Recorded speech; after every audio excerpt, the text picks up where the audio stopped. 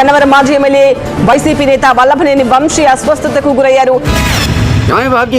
Sudden గా ముసలాడైపోయాడు. ఆడెప్పుడో ముసలాడైపోయాడు sir. Maintenance సరిగలేక అసలు ఇప్పుడు బయటపడింది. వెంటనే విజయవాడ సబ్ జైలు నుంచి ప్రభుత్వ ఆసుపత్రికి తరలించారు జైలు అధికారులు.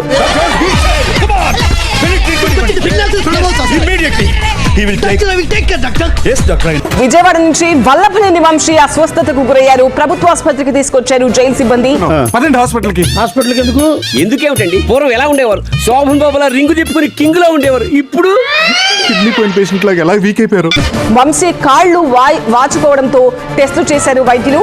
మీరు ఎలా ఫీల్ అవుతున్నారు సార్? కాళ్ళు చేతులు అట్లేదండి. Congratulations. Thank you sir. Back pain, కాళ్ల వాపు ఉండడంతో ఇబ్బంది పడుతున్న వంశీని ఆసుపత్రికి తీసుకెళ్లారు జైలు అధికారులు. అసలు ప్రాబ్లం ఏంటన్నయ్యా? నొప్పిరా ఇక్కడ మొదలవుద్దురా, పక్కకి వెళ్తుంది, ఇలా వెనక్కి వస్తురా, ఇలా ముందుకొచ్చాడు వచ్చి అలా వెళ్ళిపోతుంది. కాళ్ల వాపు వచ్చింది. దీంతో తనకి అనారోగ్యంగా ఉందని జైలు సిబ్బందికి చెప్పారు వంశీ. నీ కాళ్ళు ఇంకా బాగోలేదు. చచ్చిపడిపోయిన కాళ్ళు అంత తేలిక ఎలా నయం అవుతాయి? వల్లభనేని వంశీకి అసలు ఏమైంది? ఇప్పుడు ఎలా ఉంది ఆయన ఆరోగ్య పరిస్థితి? మీ బామ్మర్తికి ఒంట్లో బాగాలేదంట. అతిసారి యాదటండి. అతిగా సారా తాగితే అలాంటి జబ్బులు వస్తాయి. విజయవాడ ప్రభుత్వ ఆసుపత్రిలో వల్లభనేని వంశీకి వైద్య పరీక్షలు చేశారు. వైద్య పరీక్షల తర్వాత తిరిగి సబ్ జైలుకు తీసుకువెళ్లారు. డ్రెస్సులు వేసుకుంటాను. ఏం హాలత్ అయిపోయింది. జైలు సిబ్బంది అయితే గుండె సంబంధిత టెస్టులు, బ్లడ్ టెస్ట్ చేసిన ప్రభుత్వ ఆసుపత్రి వైద్యులు గుండెకి చిల్లు పడింది. ఎంత ఖర్చైనా పర్లేదండి. పూర్తిగా వీడియో చూడండి. ఫస్ట్ అయితే ఒక లైక్ కొట్టండి. కంటిన్యూ చేద్దాం. జనసేన అధినేత పవన్ కళ్యాణ్ తెదేపా ప్రధాన కార్యదర్శి లోకేష్ ను దూషించిన కేసులో నేను ఆల్రెడీ చెప్పా, చంద్రబాబు నాయుడు గారికి చెప్పా, లోకేష్ గారికి చెప్పా, నీకు కూడా చెప్తున్నా. నీ అమ్మ ఇతనెవరు బూతులు మాట్లాడుతున్నాడు? జో నువ్వేం పట్టించుకోకూడదు. పెచ్చా నాక నీకే పెచ్చా. అవును. ఈ కేసులో నిందితుడు 90 రోజులకు పైగా జైల్లో ఉన్నప్పటికీ పోలీసులు ఛార్జ్షీట్ దాఖలు చేయడంలో ఆలస్యం చేశారనే కారణంతో ఎలా జాబ్స్ ఇచ్చారు సార్ వీళ్ళకి? రౌడీ షీటర్ బోరుగడ్డ అనిల్ కుమార్ కు అనంతపురం కోర్టు బెయిల్ మంజూరు చేసింది. ఏమైంది సార్? ఏమవుతుంది? తలనొప్పి మళ్ళీ మొదలైంది. డిఫాల్ట్ బెయిల్ మంజూరయ్యింది. వాడెవడో తెలుసా? పెద్ద దాదా గూండా. నీకు చెప్పాను కదా. ఆ తర్వాత నీ పిల్లల్ని, నీ ఇంట్లో ఉన్న నీ పిల్లల్ని ఎతికి మరీ నాలంటోడికి అప్పు చెప్పాలా? దేనికి?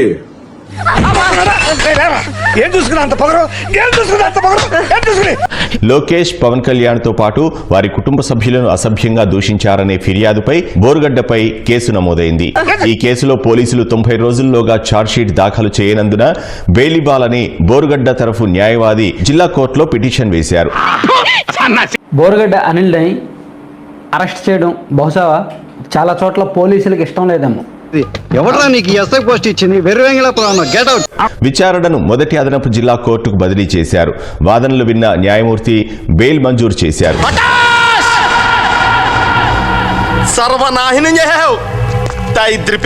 లేదా అనిల్ కేసులో పోలీసులు సహకారంగా అతనికి ఇంటర్నల్ గా సహకరించేలా వ్యవహరిస్తున్నారేమో.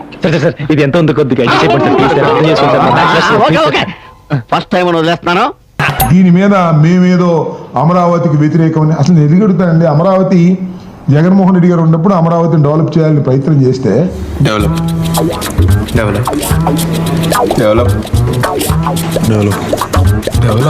అనేక రకాలైనటువంటి కార్యక్రమాలు మీరు చేస్తున్నారు. ఇది దుర్మార్గమైనటువంటి కార్యక్రమం. ఎక్స్క్యూజ్ మీ సార్, ఎవరండి ఇతను? మన వీధిలో వాచ్మెన్ అండి. జగన్మోహన్ రెడ్డి ఓట్లు అడుక్కోవటానికి వచ్చి అమ్మా నేనున్నాను, మీకెక్కడికి రాజధాని బాధ అని చెప్పాడండి. నిజంగానా? మేము ఎప్పుడైనా నిజం చెప్పామా? కానీ ఇప్పుడు చెప్తున్నాం. ఆయన 3 రాజధానులను ఎప్పుడైతే ప్రకటన చేశాడో మేము ఆ రోజే రోడ్లు ఎక్కామండి. ఆంధ్ర రాష్ట్రానికి బహుశా 3 క్యాపిటల్ వస్తాయో. షిఫ్ట్ చేసేసాడు. అమరావతిని అభివృద్ధి చేయాలనేటువంటి మా సంకల్పంతో మాకున్నంతకి ఫైనాన్షియల్ గా ఉన్నంత వరకు చేయాలని అనుకుంటే ఒకసారి కాదు, 2 సార్లు కాదు, ఎప్పుడు ఆయన జీవితం అంతా కూడా ప్రజలను కూడా వెన్నుపోటు పొడుస్తూనే ఆయన రాజకీయాలు సాగిస్తూ వచ్చాడు. 5 సంవత్సరాలు కూడా నరకము.